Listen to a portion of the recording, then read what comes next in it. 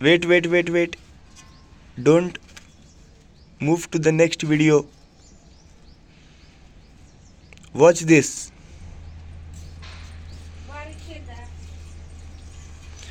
How the green bananas are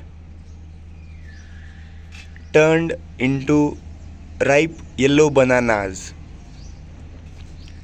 This is the process.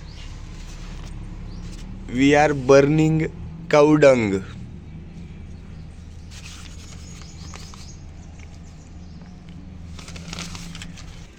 Now it is burnt, and now we are placing these bananas over here so that they get the smoke from the cow dung. Now we are covering it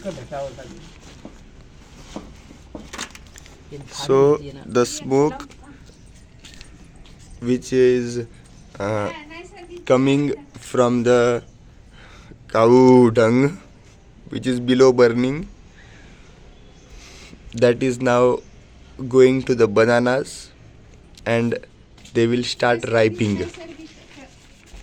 This is the natural way of ripening the bananas. Hari Bol.